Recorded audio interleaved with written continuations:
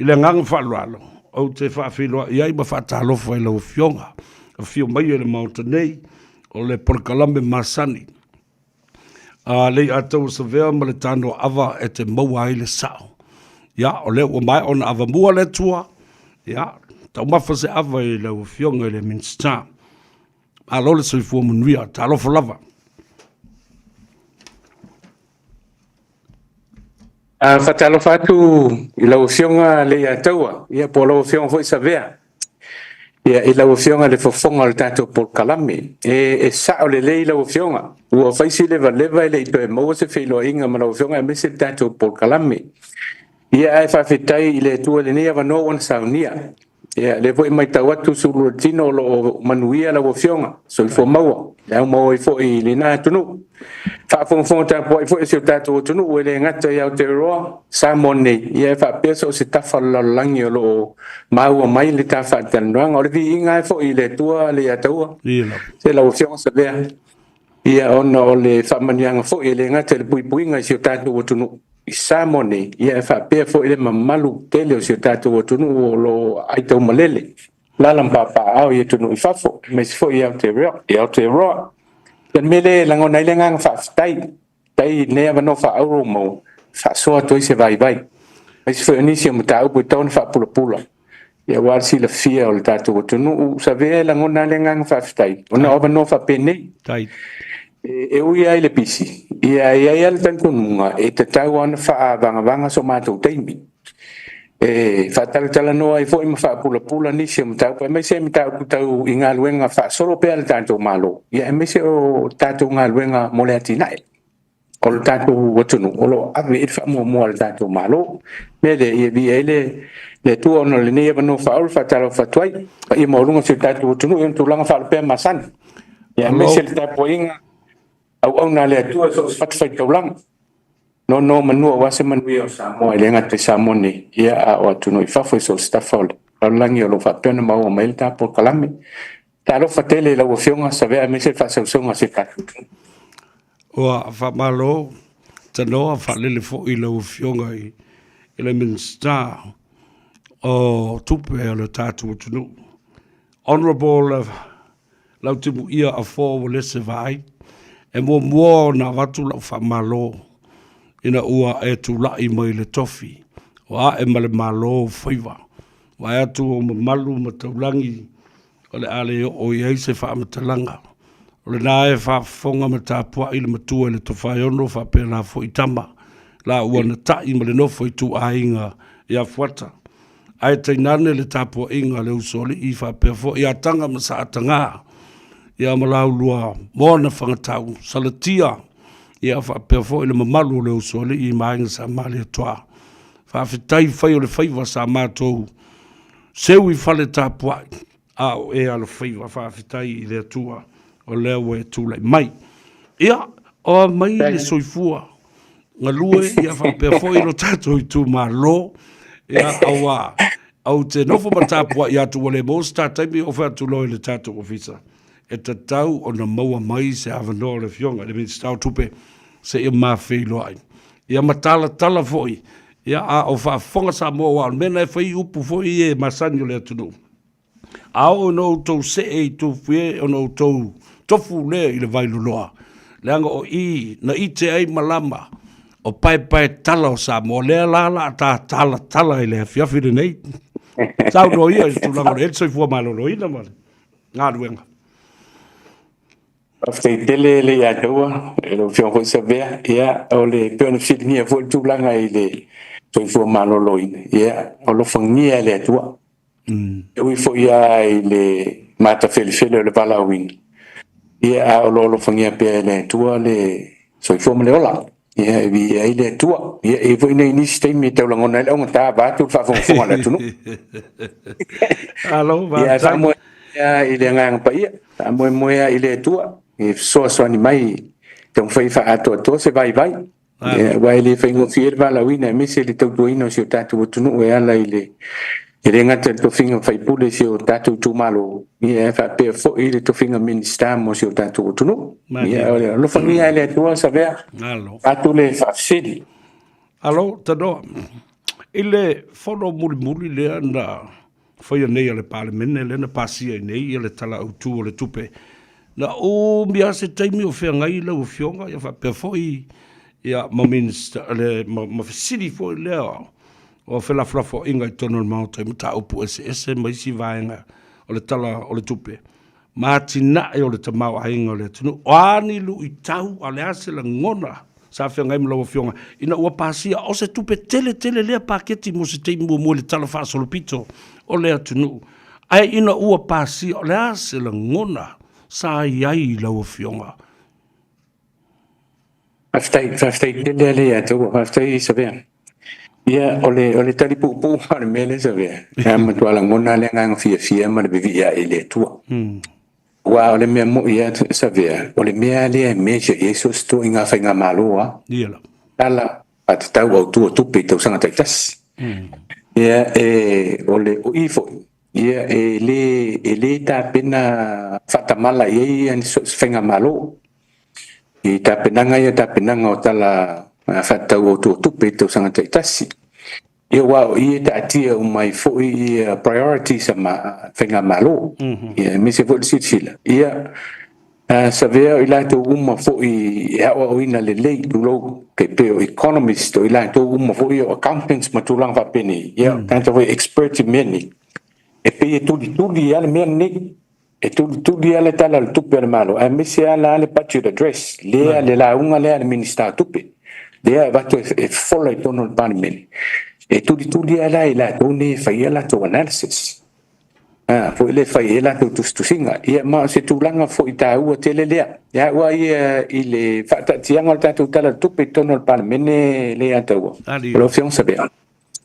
Ya wa is expecting se debate into ole tele fina ngalo fa ali talo tupe. Olo no wing, ola le rei. Ia. No ole tel tonunga. Ole tele fo fina ngalo fa ali Yeah, ol tulanga le tulanga le. It has to be heavily and strongly debated. So se tala tupe. Me fo le sa fi ya o fo lan tampe nangan tatu fenga malo e talis.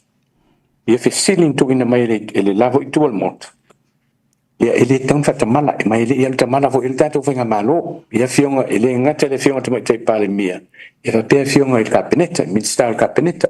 Ia tai committee fo i parliamentary select committee sia sa ilo iloa le ia tala tupe. Ia fa pia fo lan minister tupe. Ole Savea o tulanga le pe ole mea le sa tuli o la ua mai ta ia i o. O pe ole mea le sa mamafa e sa unonga a sui malu. O tau sui whanga. Rila. Pe ole mea le pe ole tulanga le i le tau sui whanga. Ia mai sa expect fo ian mea le. Sa expect fo tatu whenga malon mea le. Ia le sa ta pena le iai. Le fo sa ia initiative sa tatu malo i tonu o le tala whatau o tupe le u whanga solo nei. Le u pasia. Statement muliane e o i staff al tanong.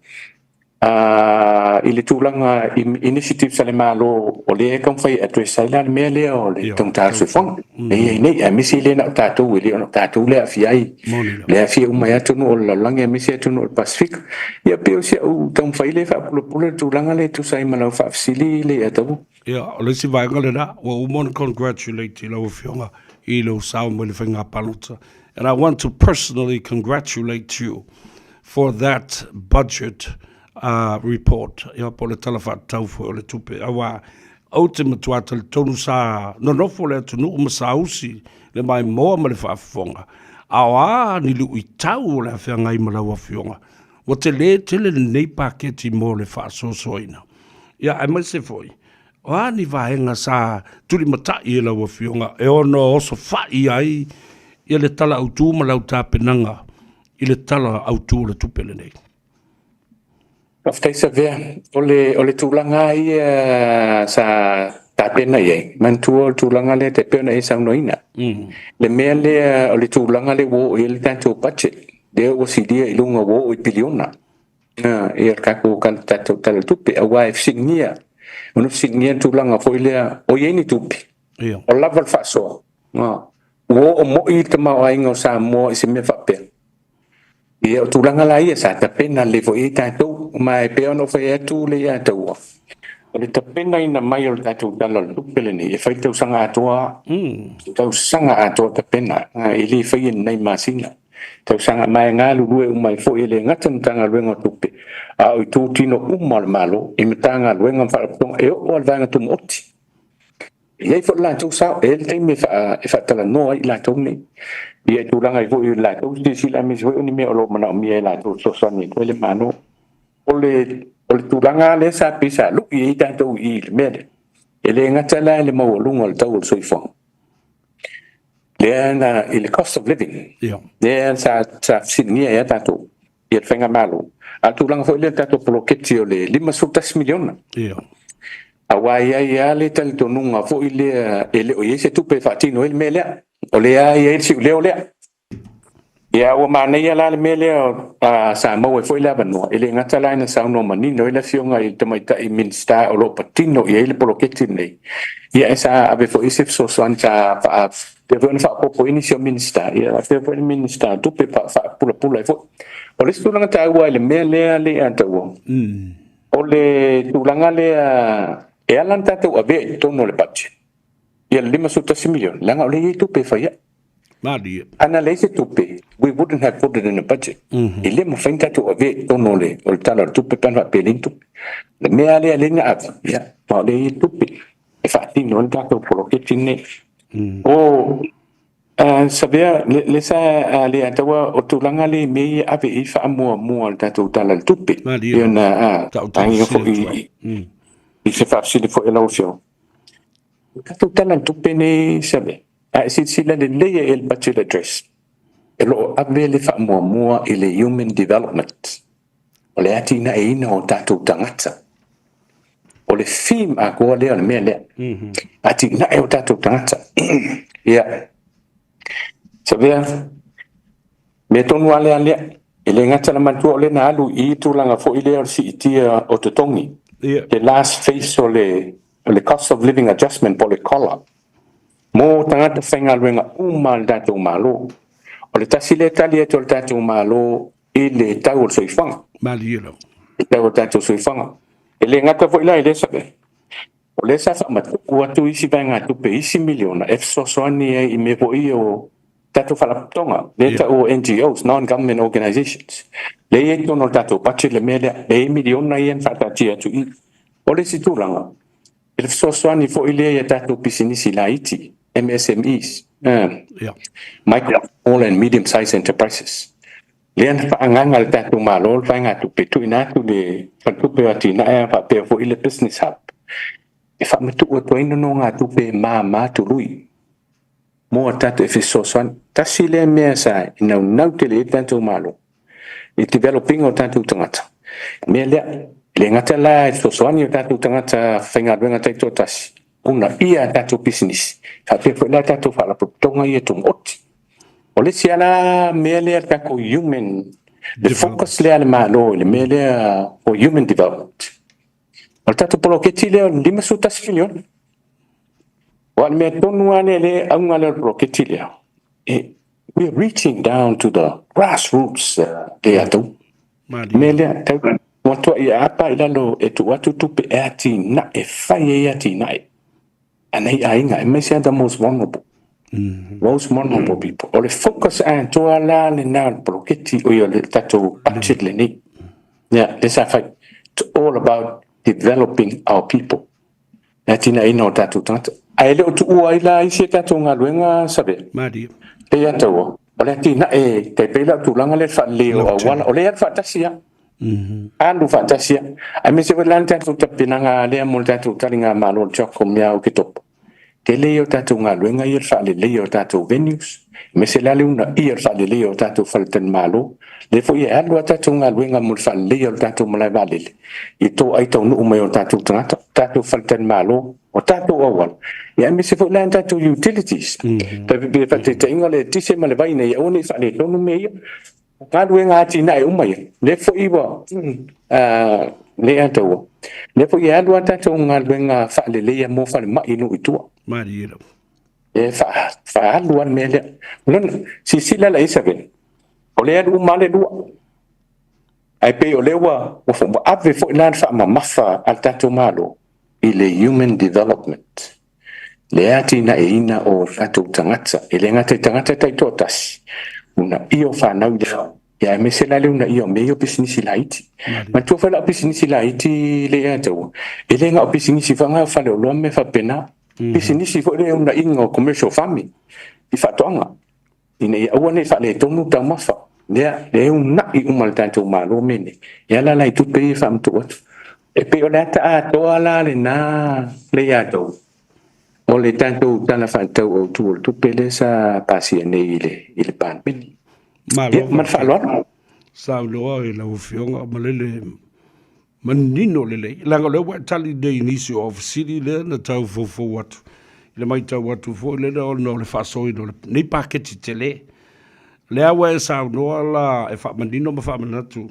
ile fa fonga le tunu nisi o vaengo priorities po me ave ile fa mo mua ale malo le ngato ile ona tina ya ma o le la wa sa no fo ile ta wo tele le poloketi le limas fultasi million ana le ise tupe ele tu o tonu human development ile ta wo le fo la wa e sa no ile tulanga sa ta wala tu ise visiti ile ta wo tele o si tanga o tutongi o ele ngata i ngata whainga luenga le malo a e o fo i lava i lao le malo le pale mia sa i wha solo mai i sui se fono uma o le pale mene o le ue tali o se tasi lea o le tali atu o le malo i le taunga ta o le soifuanga wale mele te whaafonga nei lau o fionga i le minstautupe e ui o tangata ia e mesi ale to lua le malanga mai Samoa ma whaonga ma tala noa mai i la pokalama le sunga tula epa ma lela i le mone o lo o fai pea le nā tala lo ave malau ngai pea i le matitiva le fia ai le ongi o Samoa ia ma le tūlanga o le taunga tātele o le soifuanga ro iai a leu whanonga today e ese le matango fie o sesi la vaenga o te fia fsilingi ai nang o lea la e pule le malo i si tanga o totongi o tangata o le malo o le a se fua whaatau o lau fionga i se awala mwhai ona fesoasoani atu i uni e tangata whai ngā luenga ma ia musuia i foi ma tau nau i tangata e ona ia pisinisi tu ma oti ia totongi foi la ma tangata whai ngā luenga i pisinisi ma le private sector. Fai se ta uan mele wa o ye le sanonga lo fionga le ya tawa ata tala no le minimum wage Adilo wa mata pina e ya tawa o le wasi itia le minimum wage le wasi i le pasi le capeneta adi a bo le mai tawa ni e o le umana pasi au le mele la pula le mele le ya tawa o le research lenga o mai pepa na o atu capeneta le mele il est fait fatal noanga le minimum wage le si tire le minimum wage le o mai il si la titi il se furu fa afe il a to lo fenga luenga i tu private sector io il a to yelo to normalo la to yi to businessima su sala private sector atuale men power le to private sector o mo mai fo isa elidi na ole afe mon tupu pe afe lu se lau mai le se furu fa afe mon tupu le na le afe lu se lau e lanto o lai to tongi la loifo il minimum wage o lo knowing o le majority o lanto ni o le e mamawa i lunga i le o isi lanto lai to tongi le lima fitu valu ta la le tu la e tu langa le mai tau lo la ian malo pe si ia la minimum wage il fantala il è sa fa in tele private sector Well, it's voice after the normal Chamber of Commerce. io In mele, ma ole mele le wa kui le la usi. Al tulanga foi le wa ai il me foi le wa strike le balance le ma le consensus le malo ma le private sector through the Chamber of Commerce. Tulanga foi le la fai face by face approach le sitia. Ma tu fa la fono la le na fa tino tanto fenga malo le tanto. What else I'm gonna review? mali The minimum wage le. Yeah, we fight. Yeah, la we fight. Tino le malo mele. No knowing. Let's for do tausa to lo fo. io le si lo tau sanga to i lo i le fo e fua la e le ngata i le fua le si tia po le growth for the economy e fa pe fo la i si tia le stuia ingo le tau so i fonga po le e ale l'inflation al tulanga tau le le a tau le tulanga le in mele tu protect o le si tulanga tau le si tulanga tau la va o le tulanga le le mele fa ma o tuai el tatu malo ia vai ngā tupene i pisinisi le batu concessionary interest rates tasi le awala le fe sosoani el tatu malo e una ia pisinisi nei ina ia mawhai ia ele capacity fa whainga luenga ma mawhai ona la tu si ti ai tu tongi o tangata whainga luenga ni whaplate whainga luenga tasi le awala le tu le to e tatu le mea le tu le to tatu whainga malo o tupene u wha Tawala Development Bank, Tawala all the small business hub, some to a tattoo company, but this in the but at very highly concessionary interest rates. Yeah, wala ya le sila le tattoo malo le antawa. Yeah, if it's so any to all tattoo private sector, le ngata so any tattoo business.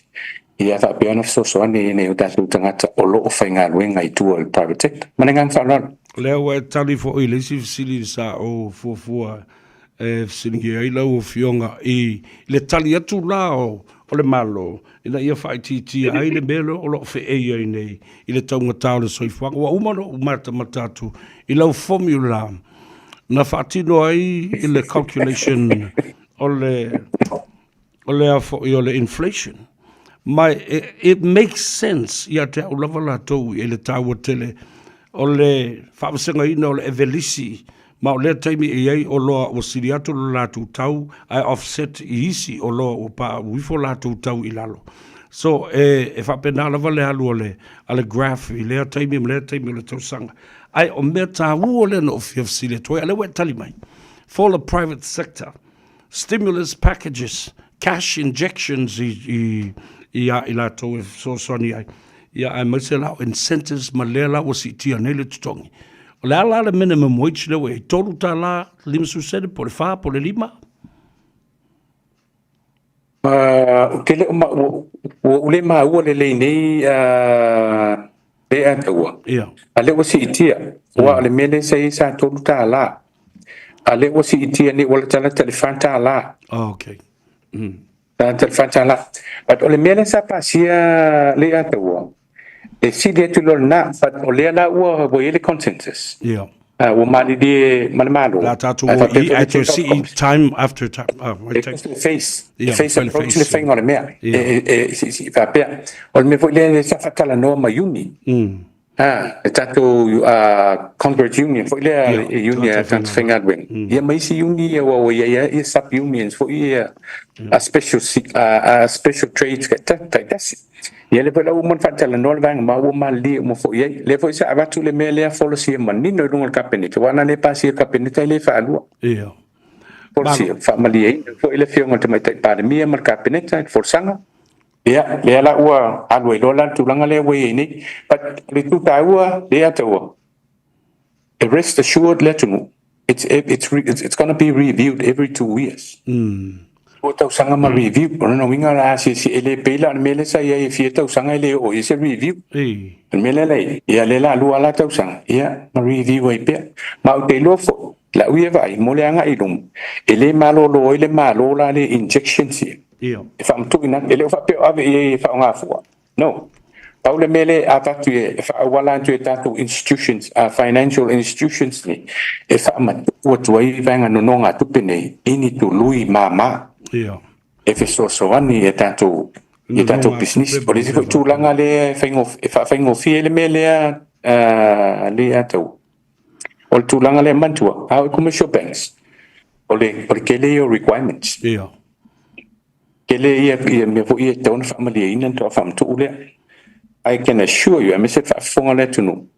Fengo fie ia, o le fa fengo fie le tatu malo me ni. Yeah. Fa fengo fie na fam tu what. Ia tu langa ho ia fengo fie le access to financing game mo na yo tatu tanat. I miss ya tanto locally. own businesses. Maliela. Ma tātou business I lai te tū le e tātou tangata encourage ai o le incentive le mo tātou tangata fai business. Yeah. Ni e kuro tātou te mawai. Mawenga luenga o tātou tangata. Man wha alo. Le tāua tele o ngā luenga i lo whatiro ne le malo. Langa, Iatea, o te nofo ma analyse ia saunoanga ma tua inga i olo a watu pēr ma le tau whaleanga i le malo. Leo ni tupe, tau ngatā le soifuanga, le eise mea le malo o whaia. A o le mai mō ma whaafonga le atunu u le tūlangaro i ai nei. Mea la leo e saunofo i ai. Awa ao nei commercial banks.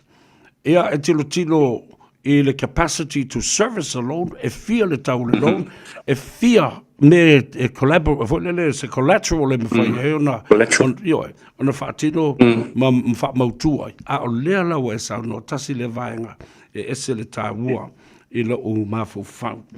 Sa i ele fasiri o tele i o tu ua ina i tāte tala noa i ai, te manatu pe mwhai langa o lea lau wa tā whawsanga i nei o ole minister o tupe. Ma olo o iai le nupi whai lalo lau wawa ainga. Nano o fia papa ia iai. O mea o mana tua iai le sunga pari i panoa. O ana whai unga wha le tei whono. Wa o mana susua i le kapineta. Wha malo lo le tu mau. A o whai le susuenga. Wa fo i mai le kapineta ma la wa fionga. Le recommendation sa le leio na wha foe. Ma olo o sefe ma malu pui puia. Ia tupe le nupi wha ma whai unga na whaia. O leile tulanga lewa e sa noa ia ile ya tau. E sa fai susuenga ele i mantua fo susuenga le sa fai o le sa na toru ma toru eva ia son tu e fai ai. Ana si lia tum te min fai ai. E fai ai comprehensive o le susuenga le sa fai. Manau o tulanga fo ile o le preach. O ni mea e ono preach ai e fai fa vai mantula fono. Whaingo whai unga ia investment decisions e le ngata tata i whono. Al committee wha foe. Ma le investment committee ale board. Ia. Le la sa so uma mea. Ma le o meit wha mauni. Le se mea tasi lana so solo le ilunga whaingo wha vai. So solo ilunga le tula whono. A me se voila i lo ilunga. Le la sa tu inatu i le i le cabinet. Wha mali e ina cabinet i unga so suanga. A me se recommendations sa tu inatu. Ole tulanga la le ando te fita wala mele. Ya pini fa maula ia. Ale mawa dividends my investment decisions here investments yo fa no pifa. Le foi langa mo mai le dividend le na o umol to sang fa tu pelente ni. Le na mo le 1.6% le na payout. Ia. Esa payout la foi sa fanga. Por tasila le pini fama. Pa ma ni ai fo el minister ma le malo. Olo ole lei lava le whaanga solonga ai me se le whainga o whai unga wha pisinisi. Ale komiti wha foe por komiti wha tonu. Ale nopi wha i le whionga te whono mar komiti. Ia me se foe o le mai te pule mare. Ma tato wha tonga nopi wha. Ia ole ila foe le wa ai ei wha le ataua. Mali la wha Wa foe o mane I think timely le fisili foe la o whionga. It was just yesterday ma ko whelo i na whio. Ma le whionga te whono ma le tomite pule ma tu fono i tao level tao i lo office i nei mita upu fo ita penanga o me mo le talinga malo ia sa ma tu fa so ai fo ila tulanga le ia sa mo li fo la wi fa stai chonga te fono ma le tomite pule ia ona tulanga le fa fo o va ai fo i di poti o mai quarterly report no bi fa me se fo la tu annual report le draft le tu ina mai ya es el mane o le vola sta sauni ta pena meia ya aver cabinet fa monir cabinet on ave volita il palmine e a forsi il palmine wase fa to fa la inga palmine ya tulanga lile le wita to no pifa la opción ale ato malo after eselita I had a sneak preview into all vav ai to the history onisi sa fa matu u yeseleni ole le leio le lato capacity is service ai le ngate le principle ai fatasi fo I mali tongi na mai ole interest rate ole melea o fa pele la utala so le e matua ta o tele le fai una fai le te fono ole foi la muli le fionga le minsta mai la to la so tusi ma e na foi le so enga le Lona winga na matua I lole ele fionga ele te fono manisi sala to whai unga. Emma fight, these people are able to pay back the money and service and have the greatest capacity to service this loan and paying principal and interest at the same time. Paftaile and so on. Tasile to Taua, ma ole Taua for ile ole mele, langa sapsinia ole media le and ole media. Ina ua tupu mai le bevesi le mata upule nei. Sapsinia ole media. Pe fa fena ele do wa upu ni fa mai tia tu lo fa fon le tu. Fa fena ele do o minister tu pe ia me ni fa no pifa. Ia o me ne sa tu no o mai lo sionga mar kabineta. An mane le manino al tu la fono le atu. Manino yo me tu la fon. These are independent decisions by the board. O ave o le nganga le sa ye le me le tu la fon. Fenga tu la fon le. Nei ungi is political influence it fing of business decisions ni no be fa. Yeah. Le tonwala, this is the evidence. By business based ali fing of fight unga investment decisions ni le board len fight. Ala le utali mai through dividends here return here wa mai. Ele mas politiking afiai. Ole nga tonwala me tonale le na le o mal minister. Pa wala me south minister. Ole li poki mai po. Of mato fa unga le lo fai o lo fa tino o me return le lo mo mai ma bai me ave cabinet ye ma ave ite ban min ya chau ngi me dividend pay le fa sa fang ya la si ba nga tu tonol o sa fanga ma ta si le me o mai le po ye chau a me se te mai te pule ma le pule nga le ya to o tu langa la le e longo mai minister tu langa dividend le wo mo ia ma se fina ngalo fo il minister pe fai se pay out ia tu langa fa pena e fai mai ala to ia to ta pale ia se fina ngalo fo il minister tu pe ia e ave fo el tu ala a me foi fa pe e tu na ia mai tele e o fo wanga e tu ina mai ele e te fono mar komit fa foi e meset mete pule mal pulang because they are the ones that know best if I like investment decisions and they are the experts if I no pifa man running all operations and no pifa I said fingo investment buli ale ina ia mafaiona fa fonga mai le tunu awala vani itoe le mautonu langa o tupe le tunu ma o I le loto lo toi ai ia le lautele o tupe Samoa lo tu vatasi I se pulu e tasi ma se batanga luenga tasi la se tanga I se sila la fionga le minister I le tulanga the working relationships now with the chairman and the board and all other employees wata oto langa tonu ina ia le lei ma mata ngofie ma le lei le vafso tai le vata ngata mai ile fono fa tonu fa tasi mai o lo latu ngalu lue ila loane Taile ya tau fa fetai fo e fesili rulanga lea no le tasi le me sa abela fa fetai te fono ma tu me te pula naf tu langa lea ile mai tau atual minister o so longa le le me se foi la ile va lea ma ngalu lue fa tasi e o le pulenga e o le committee fa foi e me se foi la o finga luenga e ia inisi o vaenga o lauto sila fo iel no pifa in terms of like internal policies. E fati nonga o lato ngā ruenga. Ia e se fo i lato langa fo i vaenga o saufanga. Ngā ruenga la lea lai whāwau. A o tu langa ia I tu tonu. I le environment la wai le atmosphere. I tu tonu o le work environment.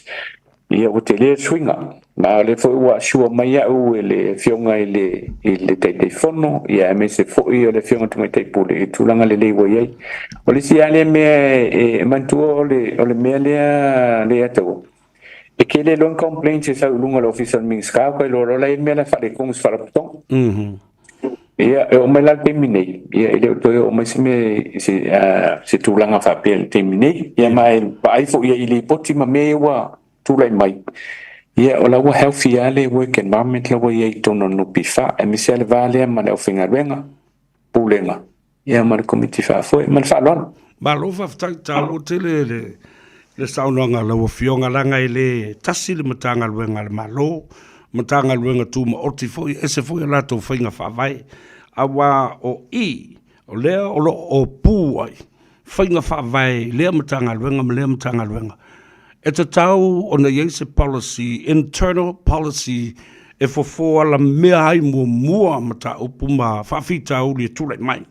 A ole I o atu e whaalawe lawe o tō taimi, o tō minister ma o atu le pale mia ma le kapeneta. Langa o lea o whawhite na ai, ma whitoto ai ia pūlenga, o boards, ia whapea fōi, ia minister o matanga luenga, o le ase saunoanga, ma se tu o lalo lawa fionga, I le vale le tauna fōi ai. Aftai, lau tau tala pe tato nupi whale a tau ale mea I mea tonu ale wa sauno iei. Tulanga I mea o tato whinga whaavai whaaloto I whale. Internal policies le nupi wha. O lasa iei. Ole mea na watupu mai mea, wato se te, wa outdated isi mea. Te leo mea wa outdated, wa levan kaunga review. Levan taunto si sile, lea lau whai inga alwenga. Ma ole fo lau tilo ia wala I toi whale le iai. Toi whale ia ti le mea lea. Ele ngatai le mea lea. So tau tala I'll speak generally le mea lea le tau ila wa ia paai. Ole mea lea it's all to do with leadership. Ole ta inga. Ta inga I tono o wharapatonga ma tanga luenga. Ia tu langa fo ila dia. Ia de fo la wa sisi le. Man tu fo o fionga le ia tu. Ile vana ia ile fionga ia fionga le CEO le wei nei. Sa whainga luenga I nupi wha. Ia, o le wela ina o watu ia le fionga fo I lau ta ua le fionga ia le mat. Le wei nei pule nupi wha. Ia, o se tamali I fo, se whalitua. Ia, matua I longa o na tomai. Longa o na anga ba ai le whati nonga o ngā ruenga. Ia, lana fo isi sila. Taunte whalia mea ia.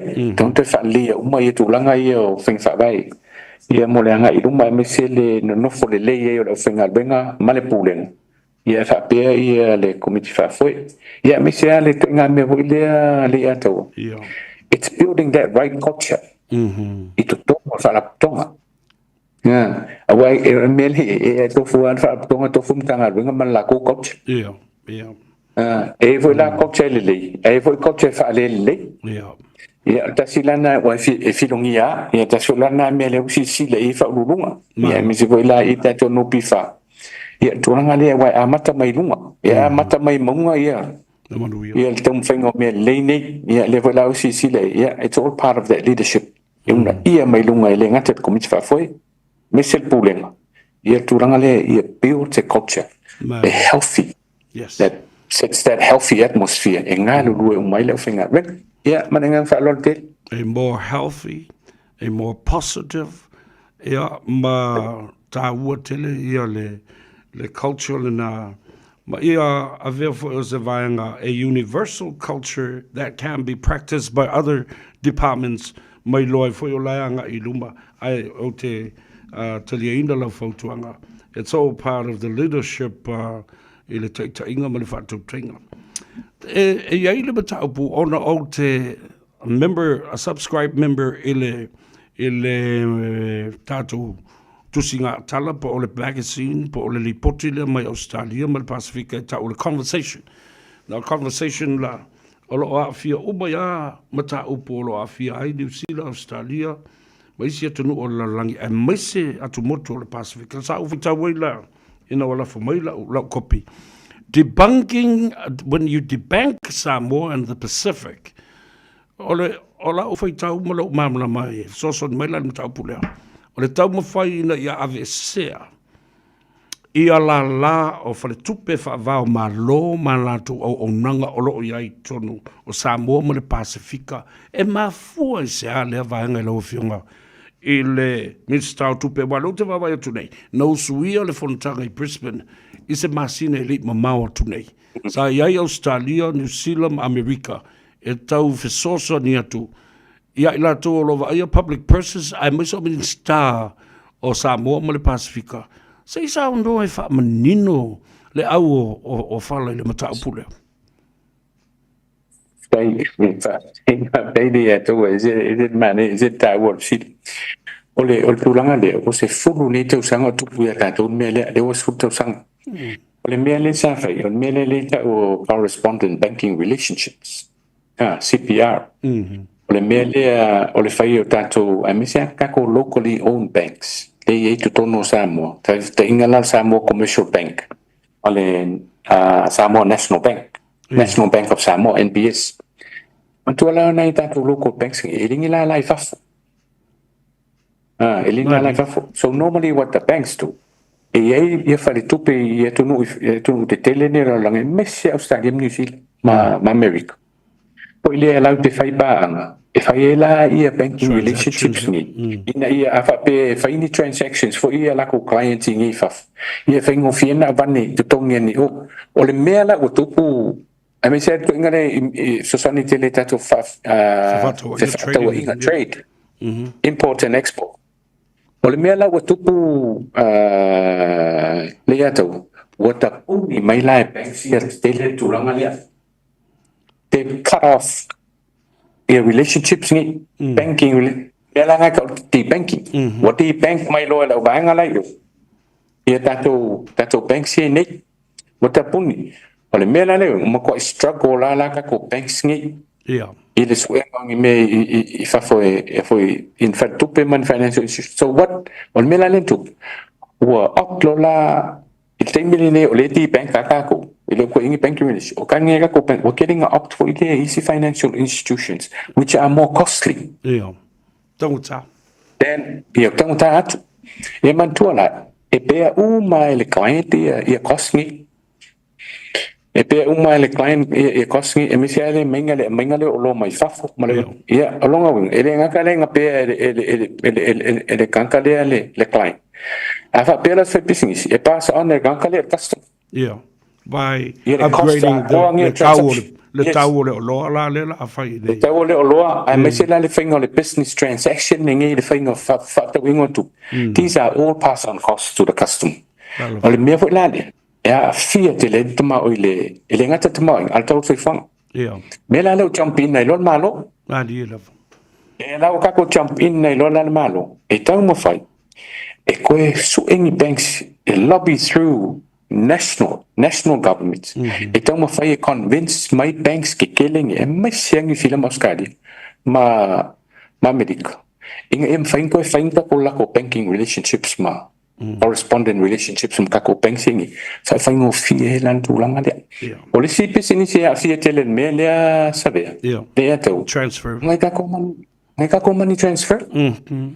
Wa afo aí kanga ka emang ko la e pele ngai ka ko ka ye remit mai ku pe fees absolutely fia mo tatu tangata whainga wenga whawai taimi o fia whainga wenga whawai tatu tupe international remittances mai i Samoa lo alalampapa au i tunu i whafu sa ole le pulanga ole unga na la fianga le mele i le tapuni mai fale tupe ia te tele i whafu le wati bank mai e fale tupe te tele ia le mele de tapuninga la le to any relationship here ol me foi la o se fu ni tau sanga la pitan to ol me la sa au mai faltu pe tele nei le ato fa mai ia highly compliance rate mai wo risky ke excuse le na mai momo fa mai risky ke le sa mo ma tu no pacifica langa they are very prone vulnerable to money laundering yes ia male mele o le terrorist financing so what we did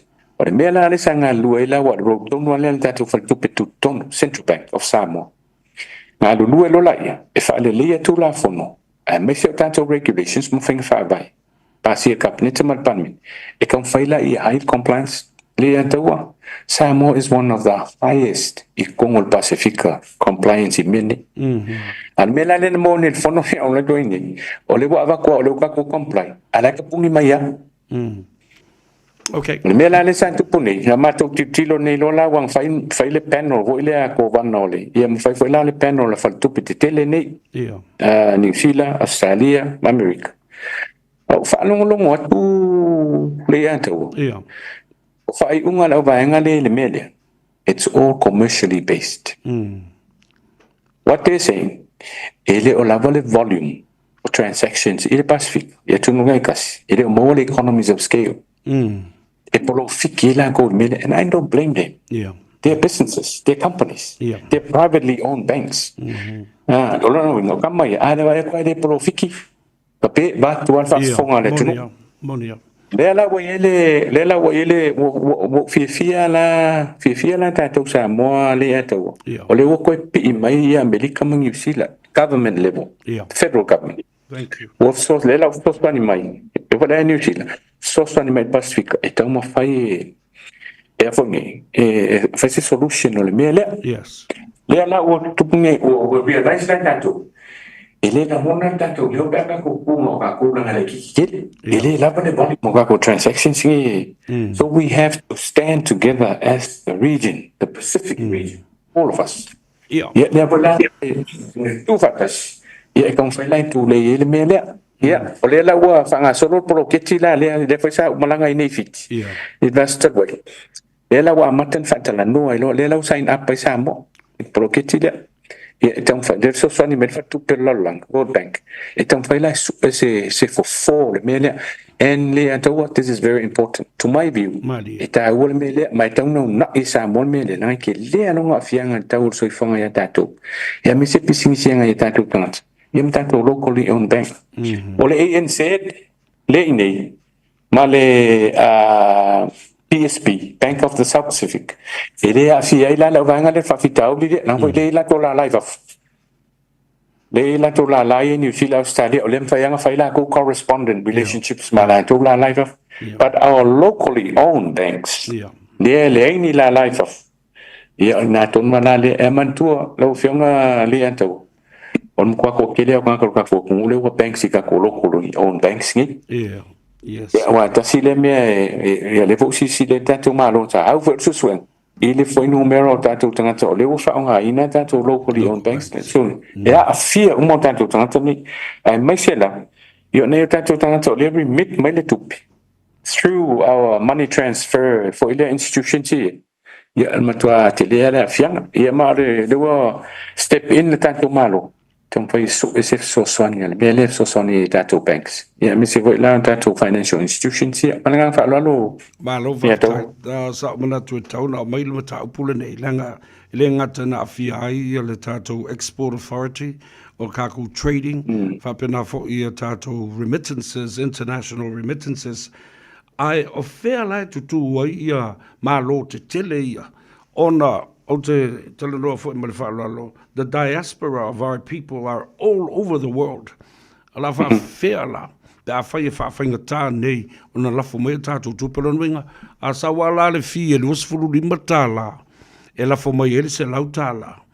I ona no winga, ele se tātou me mwhainwha iai, a lea watu nei.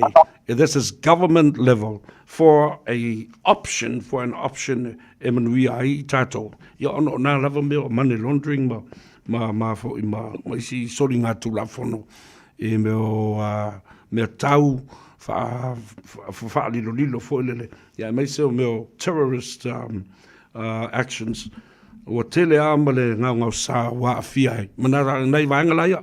Ia o si matala no so vai ma wha soa male li pule o le tātou Pacific Easy Money Transfer. Ele tu tau whailo fo i le whionga pesta tala langi whai malo. Alan Stowers malona au ainga. E a o le Samoa Money Transfer. O le Ria Money Transfer. O le tele i o nai vaenga o tau ma whai atu. Ia a le au a fie mene. O le ata me i ese. O le nāua ta oto i pāanga. O a fia lau whionga. I isi tala noanga mo le lumanai. O le ata se e mai i le mata upu le nei.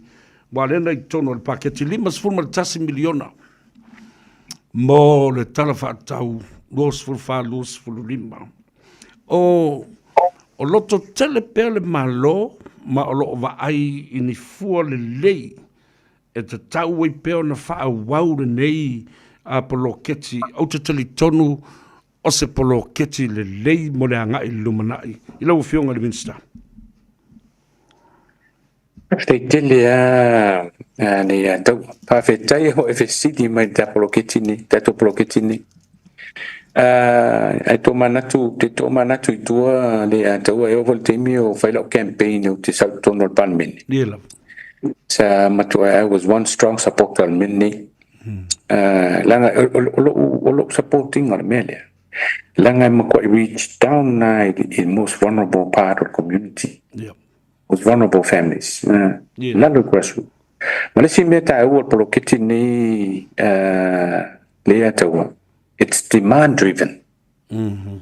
Nungal fam talanga e fu nungal me manna o tangata ele fu nungal me fa kwel malo wal me ale sa pe sa ya fin fa va malo fa il mele mo kat kong ul mele e mangwi o ko an mele it's demand driven e o mai fo ile tal sanga mai la to pisisi ma me manna e fam tu o to ila i so so ni ta wala tu peni so it's all demand driven ul me to wale lo to no it work le mele ul mele le ato. It's an excellent initiative. Ale alan faleton o tangata. Ilon fatinonga. Tangata ilon fatinonga. Ele si fesili desa wal teleo le fa mo le malo mo le anga ilum. Polo ketini ele o ye se finanga le malo po se nga malo ta o fi polo ketini. E fa wa per polo ketini. Ta tu la I per ta tu fenga malo al fast. E fa wa polo ketini.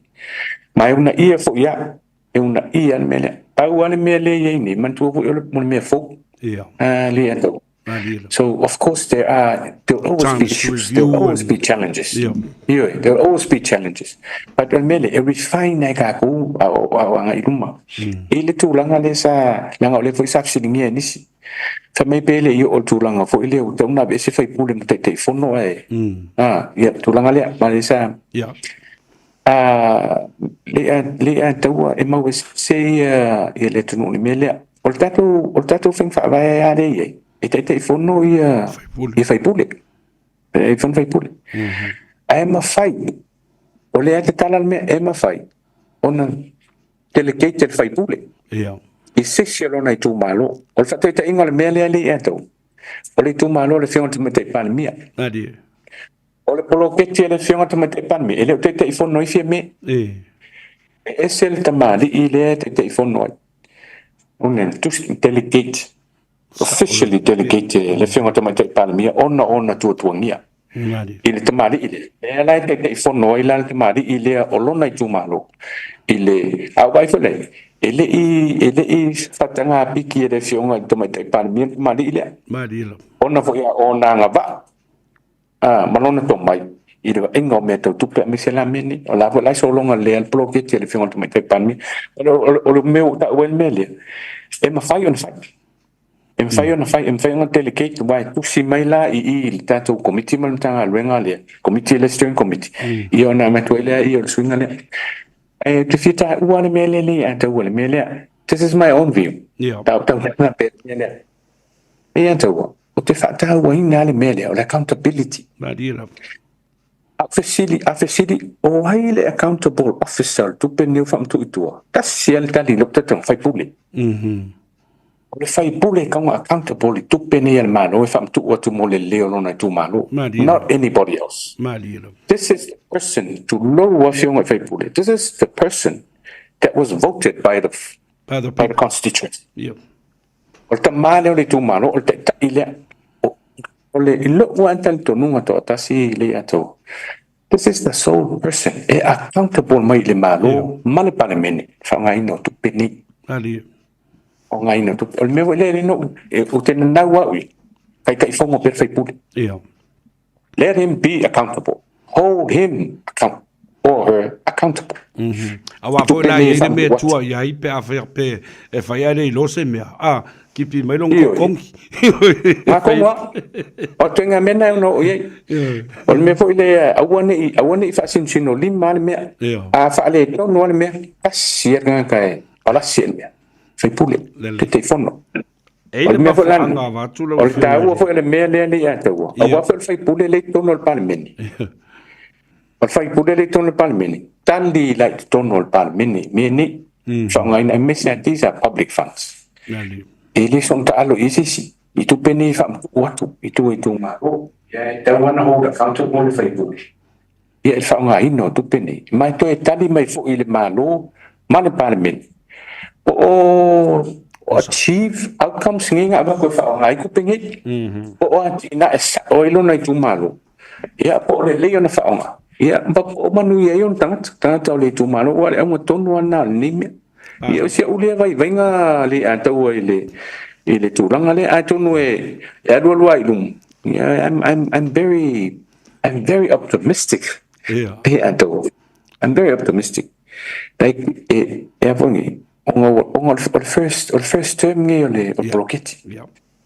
come next term pe apule lofa le ia what you so formally all ka kongo la makwa lu la kon me Malira. ya se ule vai venga nta ko pem singia la fionga ile kongo ta po kame la fionga ni ato tanga i ma si la i fola tu singa wa o i tonu na nga i e la o matau a tonu because o le tei mua le nei fa to a fai se ploketi fa pene. And that's why I think the inexperience, because it's a new thing, or se me fo, and we're trying to fix it as we go along. Tātou tilo pēr, ma iai me au talu, ma sui ma, ona, o le mea le tu lai mai nei, o lo fai tau mai le tu angai, ma isi fai pule ma o le tu lea, a le chapipi, a mese la vole tu ino tu le epa, ma le ala. O lo fa pēr mai, they are simply interpreting Lauli's statement word for word, o le a mautau mai lo tu fatu tupe. Tu fatu tupe. O le upula lena tu fatu le tupe lea. A e lu watu ai tua matai yala ma whainga whaavai. E tatau o na muli tai ai. O le mea le ute fatu e nei. Le la o tu whalongo le tupa le tupe. E le matua pongi sa o le mea le polkiki lena yei o. Le wala tu whaongai nei le upulea. Tu fatu le tupe. Ma le leiloa. Ele ni tufa ngā tupe le me o tupe le malo. People should be responsible and accountable mo me nei. O upua nei e tolu o le tala do so oi tangata nei. Accountability, responsibility and good governance.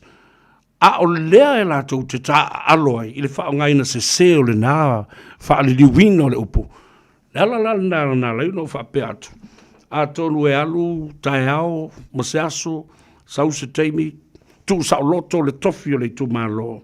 O le te whono e sa ili me la tau. Let the constituency be the ownership of the whole project. Ai alu le whaipule, focus on iona tofi mona tiute wha parliament. A le lau sau noa lau fionga. Ta ua te le lo ma fau. Let be the top dog, be responsible more on the people. Lona I tu malo. A ngau se mea, a lai e na tupe ma whai ona tutongi. Te lola lau fionga le minsta. Whao popolo i ai whainga whaavai na se konga lake. Mare rira. Ioi. Ia whatu ai foi, e maa li e walanga e whatupu manatu, maa lai whaafonga Samoa. Ioi. Ali la. Sao lelea lau sau nonga le ya tuwa. Olo wale anga ngai i blokiti le ya tuwa. E wa ia ole accountable officer le melni. Ol fai pule. Ol fai pule. Ole fai pule e fesidi ngia a toa ile mele. Ma ole fai pule fo. E te taua ole le lei, pele le lei, responsible fai pule. Ia responsible fai mantua. Naka le ringa vote me tanto. Yeah. He was voted. He was voted in by the majority of yeah. He hold accountable on melia. Police for melia to tell Galamalo Faro tell and melia for it to at the way on Taupule. Mr. Proketinio, Titiloa. This is something that our constituencies and our voters should look seriously at, voting in the right person. Absolutely. Tilo la to nga mele tangata empen sa failunga I manage a ko le mele me ne wa batu fa tu tuanga le malo fa tu o tu peni mo le manuio le tu malo. Now this is another challenge la uye I la whatever I to tasi le ato, and I talk with great respect le mele I tu malo a mesela balot mele tilo sila le voters. Mele wa nga I tatu malo le wa matan fam tu tupe eva ai fai pule ma ai tu malo mo le ati na tu malo. You've got to pick the right person, voters. That's my challenge. Absolutely. Awa leo te fatu nei lau tala. E lo I tausanga ia wa umatu nei o le pae inga nei e 5 tausanga. E lei ma se me o puoia au tau tusi, o li poti, o le wha mau popoina o se leni. Tasi a le whaava aia le tumalo, o le tofi a lea. O le tofi a leo le tumalo, le wa sau no sa o la vai ai. Ala u tala le a whapea. Tele poloketi ma mea o lo o a tu watu waila ngona ma whanonga o tangata. Whaamata, i nei tupe e mawhai ai e se tu malo, o na whaatu sana ia lava local banking or money institution, finance institution, i to tonu lava o lona i tu malo. Pe amata i se tolu se lau wafe, ai mawhai o no no mai i tangata i nai pasene interest rate e mau lalo, ma tu taimi i ai. Ia, whapena fo i le lai titi o tongi. Ai pule ai tangata i lana atinae. Ai lava ia vaenga lava of banking institutions that will monitor everything, be accountable for that kind of money. Pe ano no. Taide to ole vision lea. This is the vision. There was no somewhere yai. Tasile vision, tasile dream. Wenga me fa pe. Ila ui ba ai going forward. Inga ua mature ka ko proketini. Mariela. Me ye o yai. O me ye e o yai. E tona o yai e ai mal sila tu malu. Man tu foi lá mele ele se ka fi o tu malu mele le investo tupe. Me fenga me ya. Me se tu inga me fa pe. E mo la nga iluma. Mai la ua ye bai. Danga ua ye pe o le to e to am tamata to proket. Ai mele ua sa no e. Asi initiative se kung si le ye win bo mature kako proketin. Agwad ba o me ani e tau no ye. Me ani kung o ye ta to mal. Si le ye me benefit. And me to no la le te fa doi. Ali ato wa de sa no ye. Me kung wala le kung le kan kale ka ye me. Madiro. Antale fa puli. Antale ga fon kakale on le vision kakale driving on me. Ate ya to ya me voile me voile sa to fa to. You got to get the right person in. With all due respect, Lofiong. Absolutely. Ma lo fa tai fa tupo manatu. Ta uno fo nofo mo tu mea mo fa per. Ta fe ai le lei ona fa ta mo ele poloketi mo le fa maoni o lofo yo tatu ngata mai lofa sole o le sia na vaenga sili ona taua tele. O le taua walang mangtua la le la tutongi nei ia tamaiti o ia la tupili o a onga. Ese le tasi le na vaenga fa ma avenga tele. O le tu la i mailo mafofau. Ia na leo no so la ia le o lo langona. I se tae au e mawhai ai o na wha mapopo e se tu malo la vaia sana ia ta mai whale tupe e le toi o mamau ni commercial banks ma hoi nisi mea o ia e le whono whawai e whawai ai ia no ngā tupe mai lau tau lava ta mai whale tupe o na ta se e mai lea i le mata upu lea langa le fo i lalo i lau vainga ia mai umi taimi tate le mafuta ngā luenga whawai taimi i lau fionga o manatu e tala no antu i lau fionga se tūlanga wha mama a venga.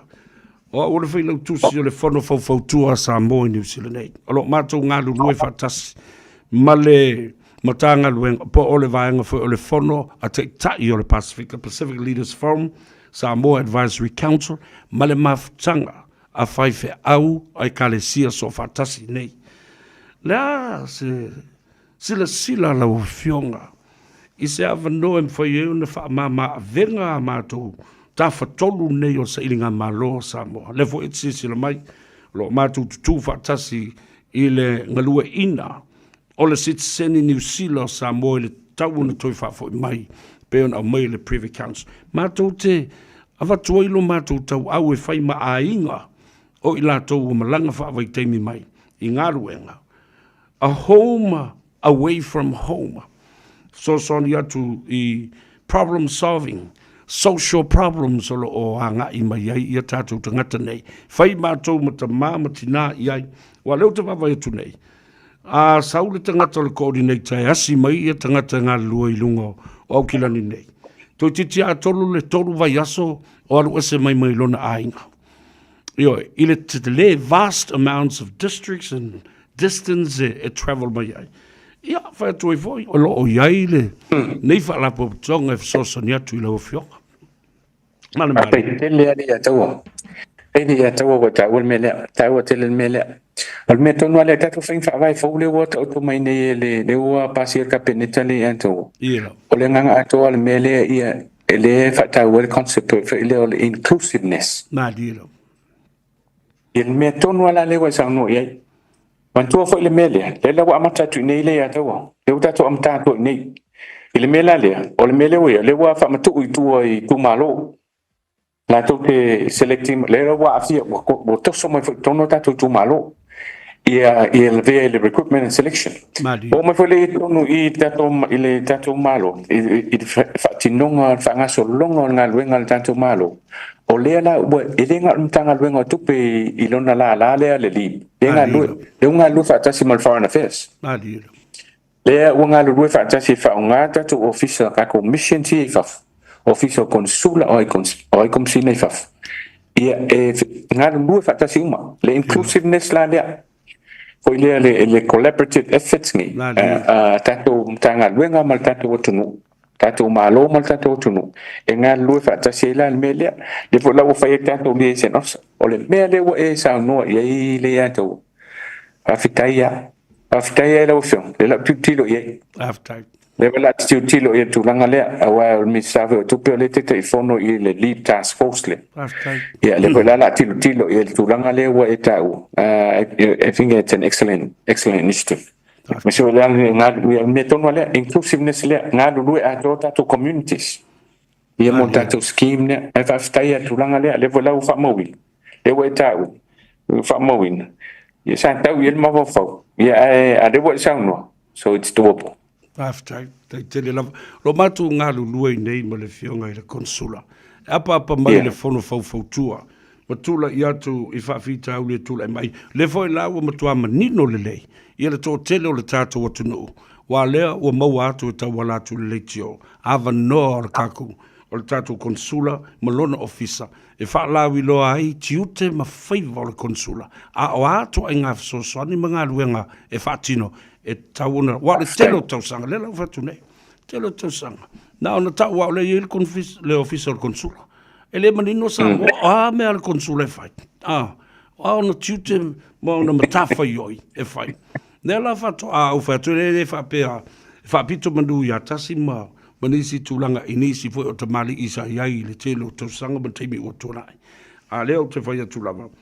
Na tau nuu mai lava le konsula fōlea. Apa mai. Poi iau se whala putonga Samuel, apa mai. Lea lava tu mai. Mao le tausanga le nei. E a tō e le 50 tausanga taru na whawai. Le whono fautua a Samoa. A mata mai la whewsa lau wala sumal wha. Ia lea la. O lea hawa ma popo le teimi le nei. Ia ma ua tutu o tu fo I tali atu I mana ongo le malo. A vea mata maa ma tina. Ioi. Ma whawhita au. Ma lo whawhita. Ioi. Ia ona tawa lunga lea o le tata le noanga malawa fionga o te roa I tutuangia. O le whanotele leo le a whatino atu I Samoa.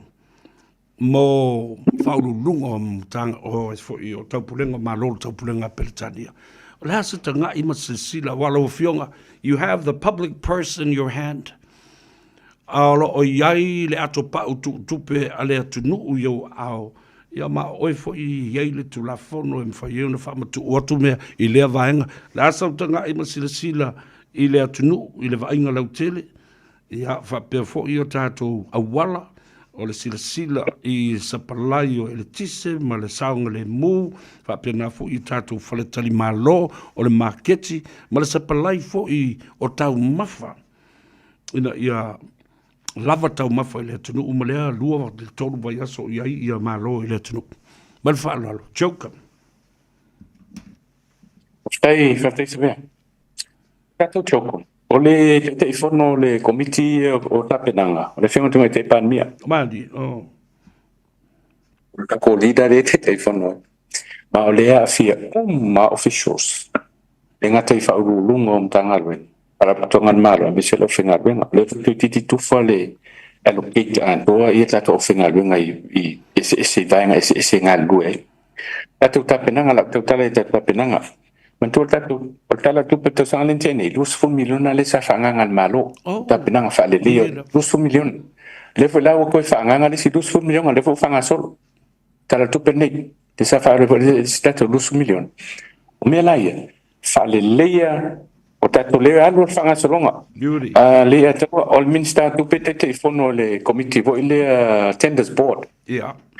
Komiti tau fonga le vo la sau uma ye lunga inga luenga ye fa le ye pasi e toi fa le o venues ye wa tenda out le me Yeah. ye transparently process Mali. wa fin fa va ye tanto malo lo la fa linga tanto o wala fa le linga tanto communications in terms of me o ka ko internet ma menga fa le layers wa vai e me se fo la lunga tanto il tise ye e me se fo la le mele o le fa le leo tanto venues Yeah. and accommodation. Yeah, ole tala le faya tu le tu le si tala gane. Yeah. Solonga le ata tu ngalwenga uma. 5 times. No solonga le ata tu ngalwenga uma. There are challenges, and there are challenges. I cannot deny that. The challenges of tatu tapinanga mi sa tu pu fut temi kaku kapengal seats. Yeah. Mi se samo equipment. But la wa ye bai.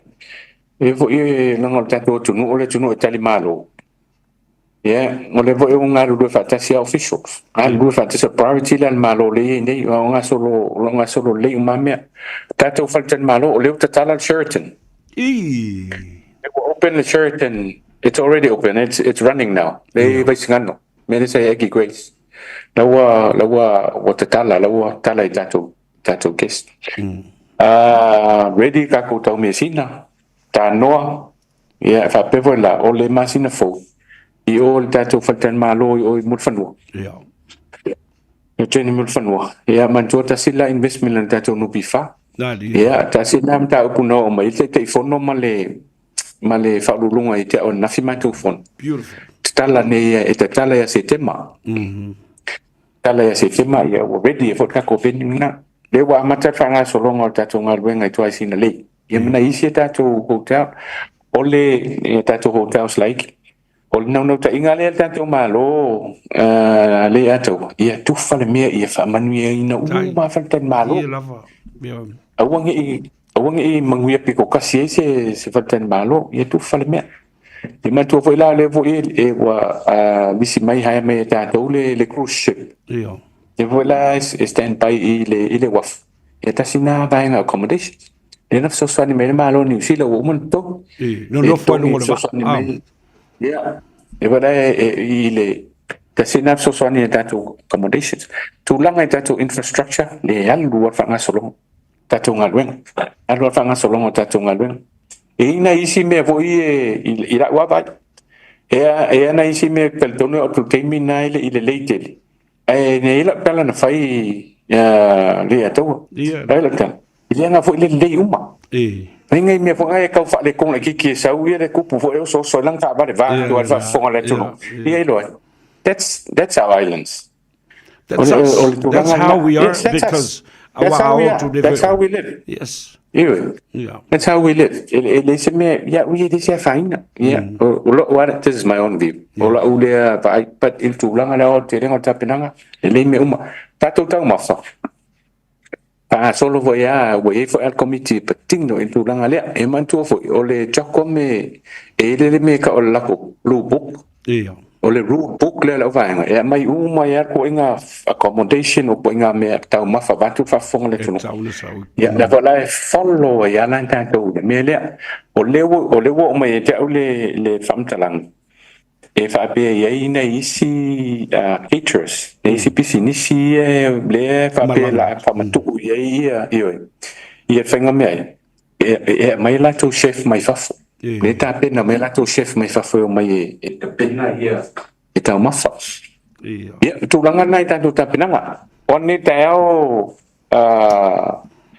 le ata o sa fa fo no matonu i si no mangangi ta tu malo mai mo fono le fon fa masina al matunu ya antu ala le tu le datum ta renga voi le tinam ta maita ita wala tu so yo nu tu yo le malo ma sui ta maita il fa maina mal fa de yo ai le vela fa nga solo da le ataua si silan mele we nei wa ko swinga e wa le fo fai fatauvaga mele fa'aulaina ai sau lea mai malava lele no tau no mena sona ile tene la mlang mai fiti le ato te le swinga le ba es le matango fia wa ngalu lue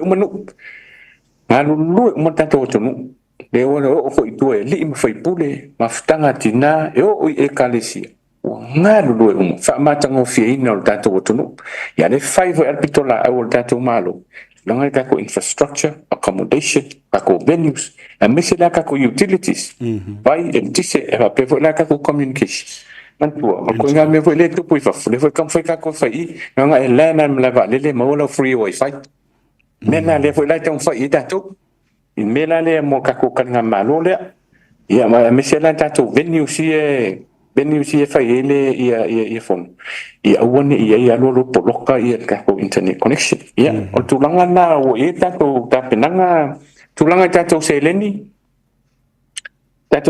e lava fa son malo o tulanga foi le ia la pekala pe fa minister tupe tele o tunu ia tu mala tu tawa ali la ingata ya New Zealand Australia o America o Britania e o ia ko le ma saina ma Japan o le tu mai umon tawa ia o ne tato tua o Pacific iso o Pacific o tu mai o so ni mai melia ia o le so atu le tong pe tantala tu tu langa tato tapenang I can assure la fionga e mes fa fonga ta mes tato tu no mes ia tato tu no le mamano si tato no o ito malele tu no fa ia lo so longa le pe tato tapenang tato ta si le lo fo le tua alo tapenang si tato tu no ia mes foi o tu mai o ta o li fai pure ia pa ia o tato tu no i tu e li pure ngamalo li fai pure mes foi ma tantina au ona le tu e kanesi tu mai a to le tau au tato tapenang manengang fa lo lava malo fa tai Tanoa fa lo lo fionga le minsta to a manino le fa fonga le tu ma o ifoi o le a no fo fi mali ai le ngona mamanatu o tangata leanga e tele le tala au mai yo leanga le melea le o le longa se melea ale wa sa no nei mai foi le fio ano king salesa i se si taimi ai e flash atu la na toilet ele alu la le mea that's the Illinois that's us mo pele pe pasale mo pele pe pa asu mai ma se kalong e fo le kuri kamila e ma se kalong le mea ya ai vai tasi le matanga lu bo le no pala putonga le tunu sa le ai so fatu tuanga e ia the tenders board ai sea tele li poti leanga ma mea e fa mauni ai tele o le fa maoni o le ave o ngaluenga ma tau fonga isi ngaluenga i tangata i loe tangata le tono le board i tele tau sanga ma pa inga isi fa inga malo lea la o afio melo fionga le tei fono fa pena fo i male male sunga le atou a foa vai ta mo ya le la wo pe wo tau fai ma fono i lo fatu tuanga matu fa malo fai ma fonta mo Samoa atolo fa fon mai le pulenga ale tato le tio ma le fai ngal venga nei ya me sol tato por Colombia la foto sa nuanga mulmuli se fa mdianga fo yo fa fonga lo i tu malo ya me se Samoa porto le vaenga le holi Pekele le atawa ya again e atawa mo le atu fa tele lo fionga Savea ona o le whaavano ina o le dato por kalame whaasoa toi se vai fa fo i vi ele tua ona ni avanoa e ona whai atu le teimi o whanu ia e ui al tele o tutuangi e tam whai e whaavangvanga le teimi e ngai ta ua le me lea o le si fo i lea vaenga o lo mato valawina tau ano longa puia li ilo tato o tunu i me ta upu nei le ngata inga luenga whanga solo pe ia so uma ia whape fo i tato watina e o lo ave il wha mua le tato o tunu e me se atu langa lea an mal tatou malo a misa tulanga le tatou tapenanga mo tatou taringa malo e mo le toilenga faafetetele faafogafoga anga Samoa le ataua ia Samoa le tunu pele le gata i Samoa nei atunu e mamau ia e poto al tau tai selen kia mai vui te me le atu ia li ia tu li va ia e fa malulu atu o le afo i se upu o le tau te mali i lau whaafonga Samoa, alo whatu e whafui mai minister tupe al mātou te talo lau, i alo whangia e le tua, lau tāpua inga Samoa, a fwoi sau tau sila sila, tau mo whainga lau whainga malo, la uai, ma tua atu na, tau whai lau tau tāpua inga, pa moe moe lau tau te talo ma lau tau tāpua inga, manui ai whaiva i o tātou malo, ka peneta, mese tātou whainga malo, ia whapea fwoi le whionga whangwhtalai man pāl mene, ia mtanga luenga uma wharapatonga lau tātou malo, ia o la mātou te talo le atou manu te leina lau fionga ma le tātou po kalame a me se fo le tātou whalawhasala lau ia mo pia le tō whawha le atua lau fionga a wele malo si le tino le mawhau ia si le leanganga wa fo i mata whele fo i o wala wina ia si o tu malo pele ia malo tapua whaaftei tele lau tapua inga me se lau te talo ia le a tātou te fsota yo fa ya tu le ya tu sa ta ta la mo fo ya ta tu malo e fa ste le ta tu malo fa ile yo tu fa solo mal ta tu bloquet ya ya fa so solo o ta tu un sa lava papale ya o le fa so solo tu la ngal ta tu bloquet mo le ngai no ya no ta inga ya o mai fo lima ta sang ya o fa so poli o mai ta tu malo ta tu bloquet fa ile fam talanga le atua ia i le tapo inga fo ia mesel no fotalo no manuo ona le atua te ta yo e kalesia mes fo ona le atua so fat fetolanga le ngati samonia tu no mamau fa ftai tele tal sang fa ftai mo famanya al fibalo tato finga malo ia mes fo se tato tu no inga luenga ia mes fo tom finga le tina se tato tu no mo ia ile fam talanga le atua ngata ya le sa tama ia ya o te leilo i si o tō tunu i au te roa po whamanatu ia o tai ala sa ta mai sa mo nei o le mea lea ia e whatau wa e mo moli atu whamaniang i ta mā u malawa si o tātou tunu ia le ngata lai sa mo nei ia whape atu no e mamau ia mo se asu ta mā fia si le mo ma le manuia ia mtātou o mo le lotu onto a whai leo nisi mea e manuia te le fo i le sa ta mai lau fionga le atua alo whatele atua se ve atola kala lele ya tola ya lo fatele to si to fine a manu le ya alo va ta lo fatele to ai si to fine a manu le amate mate sota le ta wan na ma ya unia vanoa e ta te fatel tala no manu le is my classmate deva na ma onga manu le ya lo fatele to si to fine ma si on to lua bane i sionali ima le no falo manu te fo ilo son ya ma fatua mal no falo ya mesele ainga ya mesele tato office falo fasal la so fo ia ma manu ya lo fion so fo lo fion ba tu talo ya manu ya tele o feiva ya tulu i le so fo ngalue ma le tutua real sao tamai la so tao looking forward to talking with you again my dear friend ria tele o feiva ai fa so fo ia mo le terminate fa tele lava so fo aftai so fo ia ia le na Samoa ia o le au mamai o le fionga le minister